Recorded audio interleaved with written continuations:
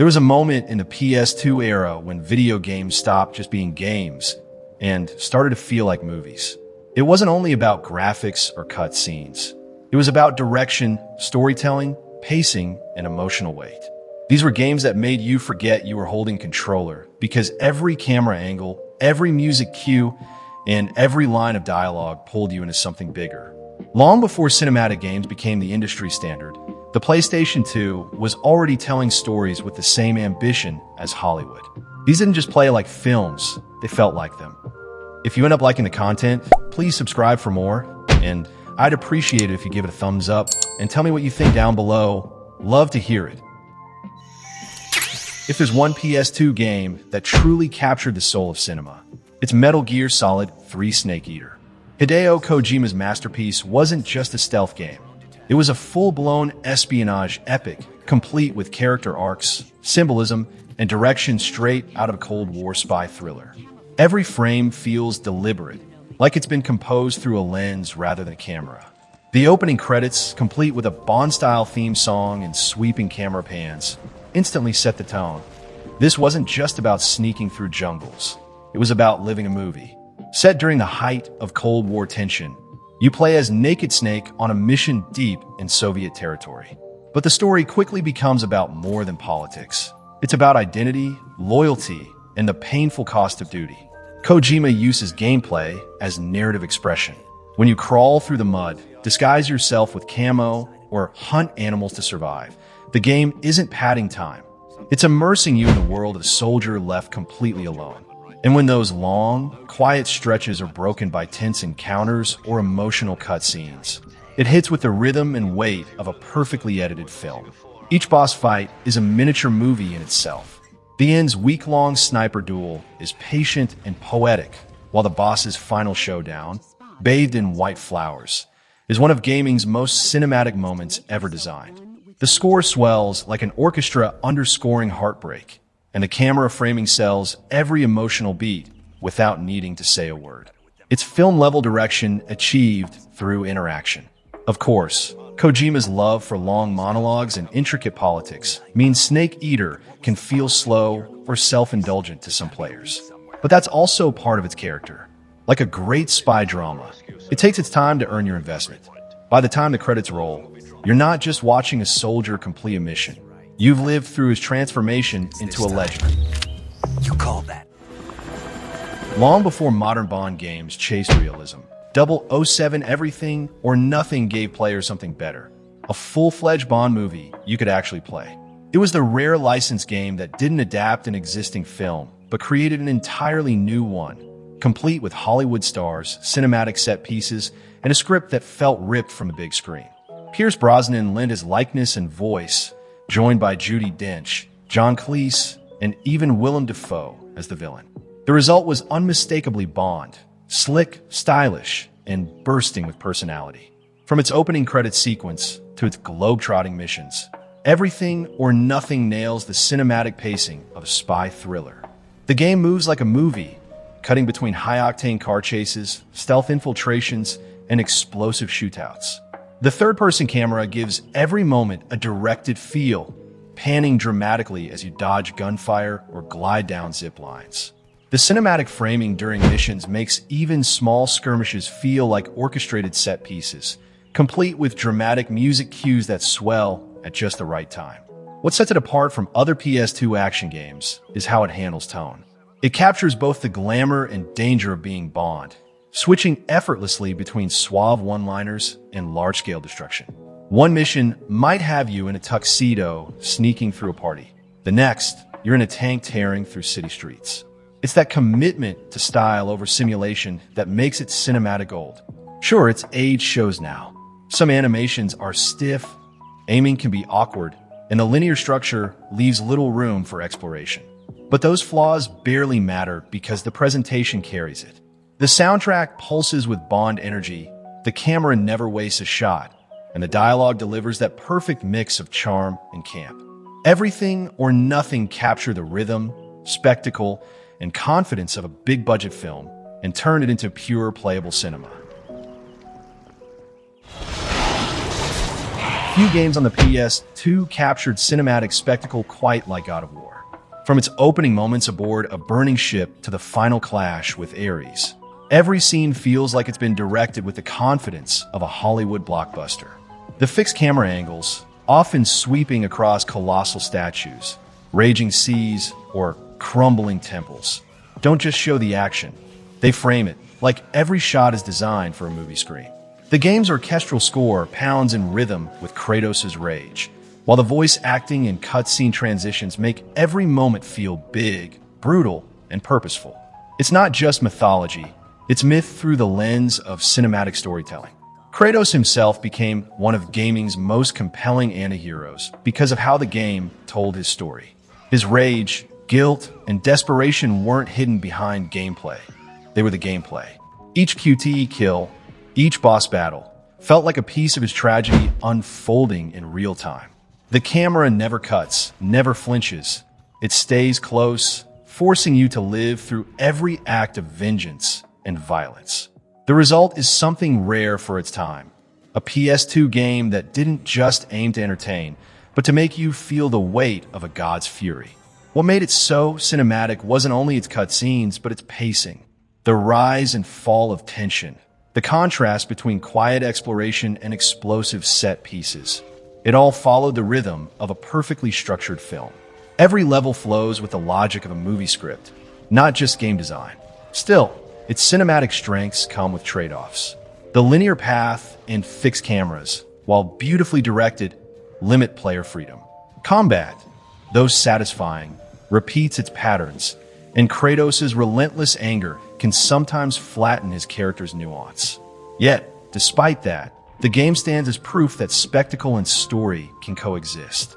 On the PS2, God of War didn't just borrow from cinema. It became cinema, brutal and beautiful in equal measure. Some games impress you with dialogue, spectacle, or sheer size. Shadow of the Colossus does it with silence.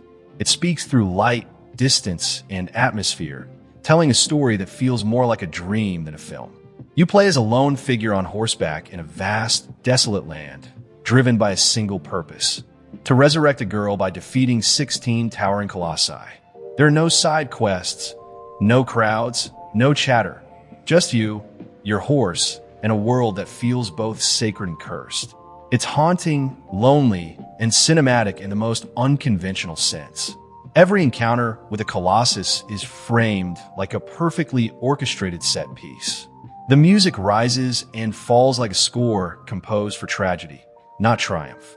The camera drifts between intimacy and scale, showing your tiny form clinging to a moving mountain of stone and fur. Each climb is desperate, each fall crushing. When a colossus collapses, it's not victory, it's a funeral march. You feel the weight of what you've done, and that quiet guilt lingers in every frame. Few games have managed to turn gameplay into such pure, emotional storytelling. It is designed like an art house film. Minimal dialogue, ambiguous narrative, and deliberate pacing that leaves space for the player's emotions to fill the silence. Its world feels alive without needing explanation. You don't need to be told what's happening. You feel it. The way the light breaks through clouds, or how the wind hums across a barren valley, does more for storytelling than most dialogue-heavy scripts ever could. Still, that restraint comes with flaws. The empty landscapes and slow traversal can test your patience, and its controls feel clunky by modern standards. But those imperfections give it a handmade quality that complements its tragic beauty. Shadow of the Colossus didn't just feel like a movie. It felt like cinema stripped to its emotional core, where every shadow and silence told a story words never could. Before interactive storytelling became a genre of its own, Fahrenheit, known in North America as Indigo Prophecy, was already trying to bridge the gap between film and game. Released in 2005, it presented itself not as a typical adventure, but as a playable movie. From the opening scene, a mysterious murder in a diner bathroom, to its twisting, supernatural finale, every moment unfolds with cinematic ambition. Split-screen shots, motion capture performances, and a constantly moving camera give it a visual language straight out of Thriller. The player isn't just pressing buttons. They're directing a story, shaping its rhythm, and choosing which angles to see it from. The genius lies in how it immerses you in the story's flow. You don't just watch the characters, you become them. One moment you're Lucas Kane, covering up a crime you don't remember committing. The next, you're the detectives investigating him. The narrative constantly shifts perspectives like a movie cutting between protagonists, giving you multiple emotional points of view. Every choice matters, not just for the plot, but for tone and pacing. Conversations can turn gentle or hostile depending on your responses, and your decisions create ripples that make each playthrough feel like a different cut of the same film. Of course, not everything lands perfectly. The first half plays like a tense psychological thriller, but the second dives into wild sci-fi territory, losing some of its grounded suspense. The dialogue can veer into awkward melodrama, and the QT mechanics sometimes feel more choreographed than interactive. Yet, even when it stumbles, its ambition remains striking. Playing Fahrenheit feels like sitting in a director's chair, steering the narrative through instinct and emotion. It's uneven, messy, and at times absurd, but also pioneering. Fahrenheit showed that a game could move like cinema before games like Heavy Rain or Detroit become human. Before games like GTA 5 blurred the line between film and gameplay, The Getaway was already doing it in its own gritty, unfiltered way. Released in 2002, it was more than just a crime game. It was a cinematic crime drama. Everything about it was designed to feel real, from the faithful recreation of London streets to its commitment to immersion. There was no HUD, no minimap, no glowing waypoints. Instead, your car's turn signals indicated directions, and your character's body language showed health. The story unfolded like a British gangster film, complete with sharp dialogue, multiple perspectives, and morally gray characters. You played as an ex-con dragged back into the criminal world to save his kidnapped son, and later as a detective, giving the narrative two sides of the same bloody coin. This dual narrative structure added tension and depth, showing both law and lawlessness in a way few games dared. Each mission flowed seamlessly into the next, cutscenes blending with gameplay without fade-outs or transitions. Visually, it was one of the most cinematic games on the PS2. London wasn't just a backdrop, it was a character. The realistic lighting, traffic patterns, and detailed architecture gave the world an authenticity rarely seen at the time. Combined with its moody soundtrack and understated performances, the game's atmosphere felt closer to a noir thriller than a sandbox shooter. Its pacing mirrored the beats of a crime film. Slow tension, sudden bursts of violence, and moments of quiet reflection between chaos. But ambition came with flaws. The driving physics were stiff, the shooting controls frustrating, and the AI erratic. For many, it was an experiment that didn't fully stick the landing. Yet for others, that roughness added charm. It felt like an independent film that cared more about style and storytelling than polish. It felt like a movie you didn't just watch, but lived through one gritty street at a time. When Max Payne hit the PS2, it didn't just bring bullet time, it brought an entire aesthetic straight out of film noir. From its moody narration to its rain-soaked streets and fatalistic storytelling, everything about the game feels like stepping into a hard-boiled detective movie. Max isn't just another action hero. He's a tragic protagonist haunted by loss and guilt, speaking in voiceover monologues that sound like they were ripped from a gritty 1940 script. The framing of every scene, the use of chiaroscuro lighting, and a haunting score all give the game a tone of melancholy cinema rather than simple gunplay. What really made it cinematic wasn't only its story, but its presentation. Instead of traditional cutscenes, it used graphic novel panels with moody narration and stylized art, creating a visual rhythm somewhere between Sin City and The Matrix. It didn't try to mimic movies literally, it reinterpreted them. Each slow-motion shootout felt choreographed like an action film sequence, complete with flying debris, shattered glass, and balletic chaos. Every dive and dodge felt like an action movie storyboard, and yet you were the one controlling the timing. That interactivity gave players the feeling of being both actor and director at once. The story's pacing is pure noir. It's cinematic not just in how it looks, but in how it unfolds, slow, deliberate, and drenched in tragedy. And while its dialogue can veer into melodrama, that exaggeration fits the tone perfectly. It's heightened reality, the way film noir always was. Still, Max Payne isn't flawless. The controls can feel stiff, and the repetition of gunfights occasionally breaks immersion. But even through its rough edges, the emotional direction never falters. It stood apart as interactive cinema, a bleak, stylish descent that played like a tragedy with bullets. Beyond Good and Evil may not have broken sales records when it launched, but its cinematic heart turned it into one of the PS2's most beloved cult classics.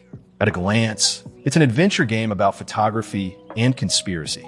But beneath that, it's pure storytelling magic, an emotional, tightly paced experience that feels like watching a sci-fi film unfold through your own eyes. Every element in sync to tell a story that's both intimate and epic. You play as Jade, a photojournalist uncovering government lies, and from the first shot of her lighthouse home, the game builds atmosphere like a movie introducing its hero. Visually, it feels like a lost animated film, colorful yet grounded, full of expressive characters and cinematic framing. The camera moves dynamically during gameplay, giving exploration and combat a sense of deliberate choreography. Each mission has a rhythm, a quiet build-up, a reveal, a sudden burst of action, then reflection. That kind of pacing mirrors film structure more than typical game design, and it's what keeps players emotionally connected. Jade's interactions with people are directed with thoughtful pauses and camera angles that emphasize emotion rather than exposition. What makes the game stand out is how human it feels. There's no endless violence or exaggerated machismo, just courage, fear, and empathy.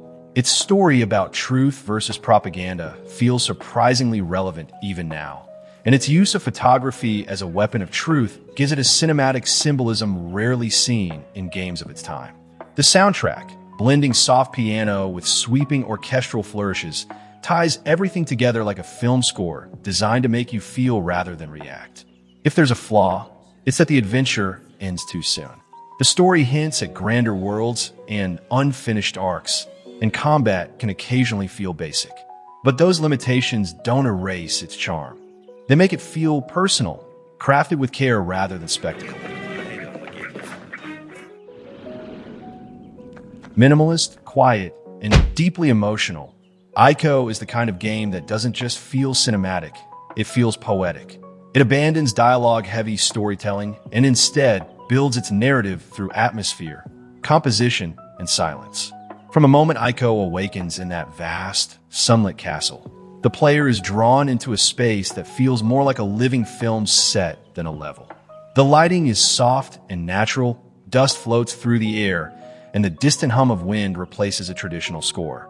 Every frame looks deliberate, every movement carries weight, and the pacing is slow but purposeful, like a director holding a shot just long enough to make you feel something. The relationship between Ico and Yorda is the emotional core. There's barely any spoken language between them, yet their connection feels real because it's built through shared experience. You hold her hand, guide her through danger, and rely on her light to move forward.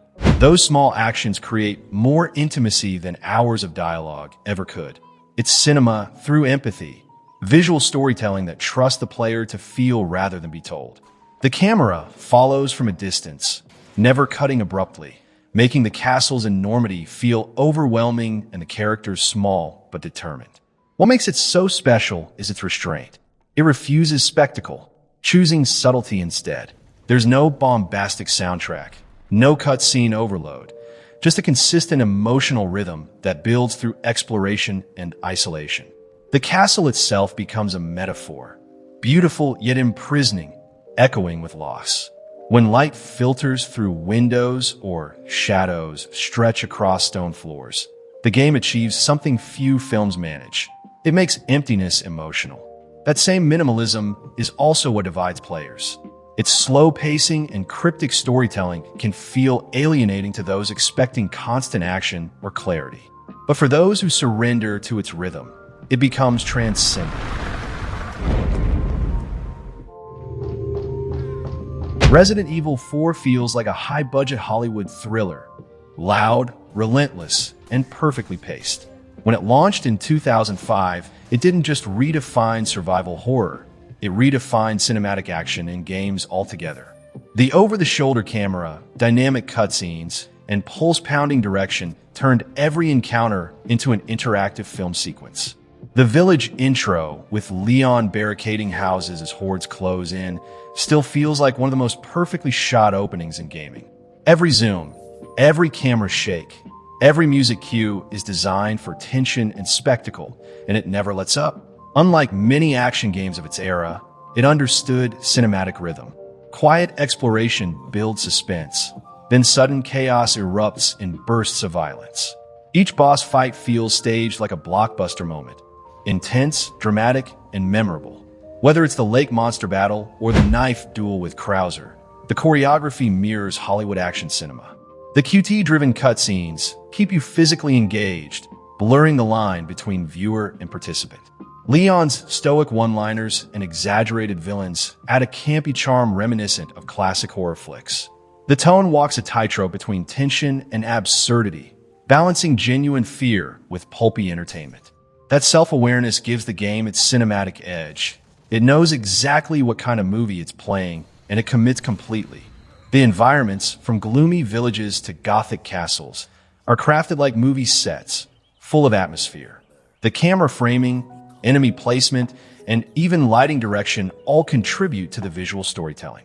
Still, the cinematic focus came with trade-offs. The story is straightforward, the dialogue cheesy, and character depth limited. Yet that simplicity fuels its pacing. Every scene flows into the next like a film edited for maximum momentum. Resident Evil 4 didn't just feel like watching a movie. It made you feel like the star of one.